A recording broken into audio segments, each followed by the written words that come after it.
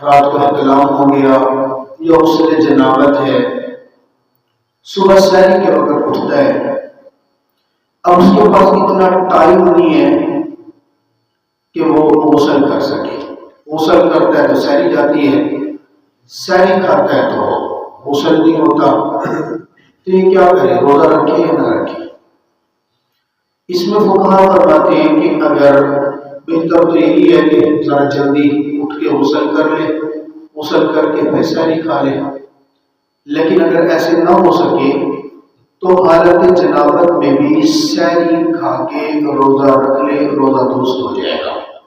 بعد کے اندر پھر غسل کر کے نماز سے پہلے پاکی حاصل کر لے. صرف ناپاکی کی وجہ سے روزہ نہ چھوڑے، اس سے روزے کو کوئی اثر نہیں ہوگا. اسی طرح عورت ہے، اس کے اوپر غسل واجب ہے. اب وہ سوچتی ہے کہ اگر میں غسل کرتی ہوں تو سحری نہیں پکتی، اگر سحری پکاتی ہوں تو غسل کا ٹائم نہیں بچتا. تو اس میں بھی فقہاء کہتے ہیں کوئی حرج نہیں ہے، آپ کے پاس اگر ٹائم کم ہے تو آپ سحری بنا لیں، سحری بنا کے سحری کھا لیں، پھر سحری کھانے کے بعد نماز سے پہلے آپ پاکی حاصل کر لیں تاکہ آپ آرام سے پھر نماز پڑھ سکیں. حالت ناپاکی کے اندر سحری کھانے سے روزے کے اوپر کوئی اثر نہیں پڑتا. بالکل اسی طرح کسی نے روزہ رکھ لیا، روزہ رکھنے کے بعد سو گیا، جوان آدمی ہے اور روزے کی حالت کے اندر احتلام ہو جاتے ہیں، تو احتلام کے ہونے سے بھی روزے کے اوپر کوئی اثر نہیں پڑے گا، روزہ نہیں ٹوٹے گا. ہاں پتہ روزے کی حالت میں غسل کے اوپر اثر پڑے گا. جب روزے کی حالت میں غسل کرنا ہے تو عام دنوں کے غسل کی طرح غرارے نہیں کرنے، بس نارمل سا کلی کرے، نارمل سا ناک میں پانی ڈالے اور پورے بدن کے اوپر پانی ڈالے. وہ جس طرح ہم عام طور پہ کرتے ہیں نا، پورے غرارے کرنا، حلق تک پانی پہنچانا، ناک کی کچی ہڈی تک پانی پہنچانا، یہ اگر کرے گا تو ظاہر سے روزہ ٹوٹنے کا خطرہ ہے. روزے کی حالت میں اگر کسی نے پاکی حاصل کرنی ہے، زیر ناک بالوں کو کاٹنا ہے، بغل کے بالوں کو کاٹنا ہے، تو اس میں بھی کوئی حرج نہیں ہے، اس سے کوئی روزے کے اوپر اثر نہیں پڑتے.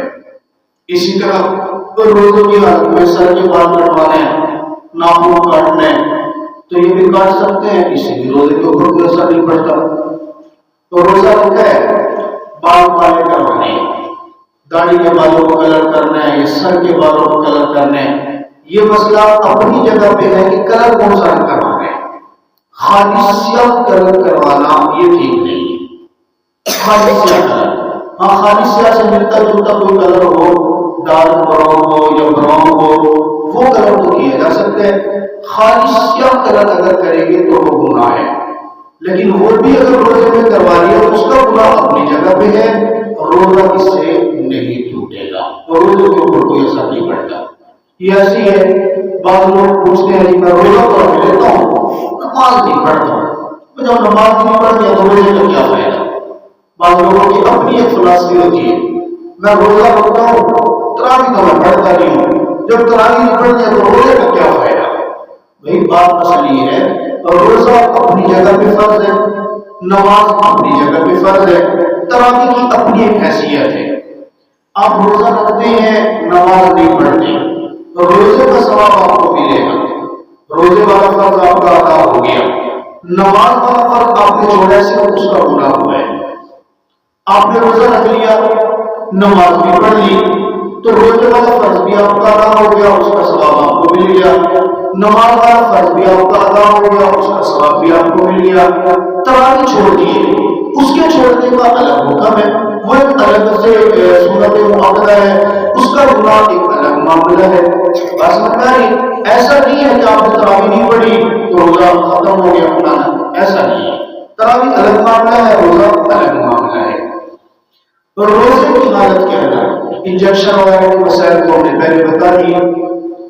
اور روزے کی حالت میں عورت کو اگر ماہواری آ گئی ہے تو اس سے اس کا روزہ ٹوٹ جاتے ہیں. یہ مردوں کو سمجھنے کے مسائل ہیں، کیونکہ عورتیں بیچاری نہیں پوچھ سکتی ہیں شرم حیا کی وجہ سے. اگر ان کے ماہواری آ گئی ہے تو ان کا روزہ ٹوٹ گیا. اب روزہ ٹوٹنے کے بعد میں ان کے لیے کھانا پینا جائز ہو جاتا ہے، وہ کھا بھی سکتی ہیں. ظاہر روزہ ٹوٹ گیا ہے اور وہ کھا پی سکتی ہے، لیکن اس میں احتیاط کا پہلو ضروری ہے۔ اب رات روزے میں کھانا پینا درست ہو گیا، یہ نہیں ہے جو روزے داروں کے سامنے بیٹھ کے کھانا شروع ہو جائے۔ احتیاط کریں کہ ان کے سامنے نہ کھائیں تاکہ روزے داروں کا احترام برقرار رہے۔ اگر دن کے اندر ان کا ابھی جو ہے اس حالت میں ان کے اوپر نماز بھی معاف ہوتی ہے، اس حالت میں وہ روزہ بھی نہیں رکھ سکتی ہیں۔ البتہ شریعت کا حکم ہے جب ان کو پاکی حاصل ہوگی تو پاکی کے ایام کے اندر نماز کی قضا تو نہیں کرنی ہے، لیکن ان روزوں کی قضا کرنا ضروری ہوگی۔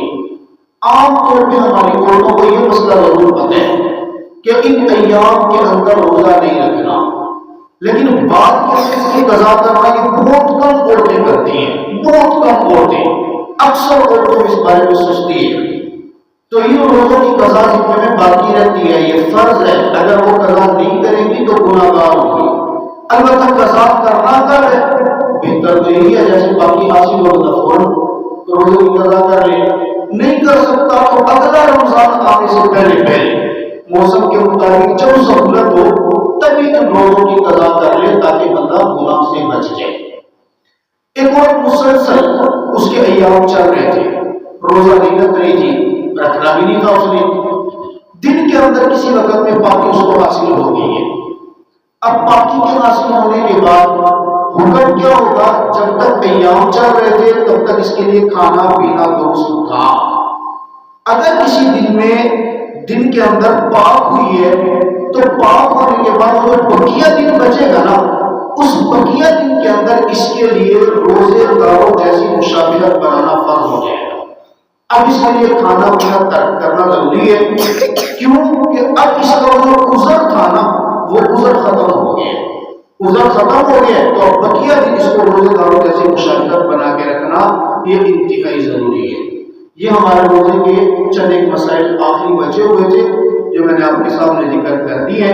باقی اگر کوئی بندہ اتنا بیمار ہے، اتنا بوڑھا ہے کہ وہ بیچارہ روزہ رکھ ہی نہیں سکتا، مرض ہے اور زندگی میں اس کو آگے صحت کی امید بھی نہیں ہے، بعض جو ہمارے چاچا شریف بیٹھے اب اللہ تعالیٰ کو صحت دے، بظاہر اگر بیماری لگ جاتی ہے، شوگر ہو جاتے ہیں تو وہ ضعف کی حالت میں، کمزوری میں، اس کو امید ہے کہ میں آگے روزے نہیں رکھ سکتا، تو ایسے شخص کے لیے کا میں روزے کا فدیہ دے دیں۔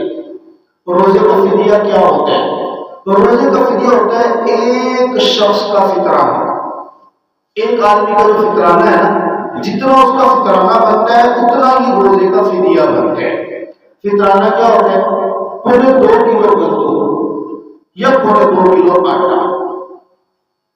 احتیاطاً یہ ہوتا ہے کہ 2 کلو گندم یا 2 کلو آٹا دینا۔ آپ اگر گندم اور آٹا دینا چاہتے ہیں تو بات ہی ختم ہو گئی۔ اگر اس کے پیسے دینا چاہتے ہیں تو گندم اور آٹے کا مارکیٹ میں وہ ریٹ پتہ کریں جس سے فقیر کو 2 کلو آٹا مل سکے، غریب کو 2 کلو آٹا مل سکے۔ اب 2 کلو آٹے کی قیمت میرے خیال کے مطابق کل جو میں نے ریٹ پتہ کیا تھا وہ 120 روپے کلو مارکیٹ میں تھا، تو 2 کلو آٹا تقریباً 240 روپے کا ہے۔ تو اس مرتبہ جو فطرانہ بنے گا وہ 240 روپے ایک بندے کا ہے۔ اسی طرح ایک روزے کا فدیہ وہ بھی 240 روپے ہے۔ اللہ تعالیٰ یہ مسائل ہمیں سمجھنے کی توفیق عطا فرمائے۔ کل سے انشاءاللہ کوشش کریں گے یا تو نماز تراویح کے مسائل کریں گے یا پھر زکوٰۃ کے مسائل انشاءاللہ۔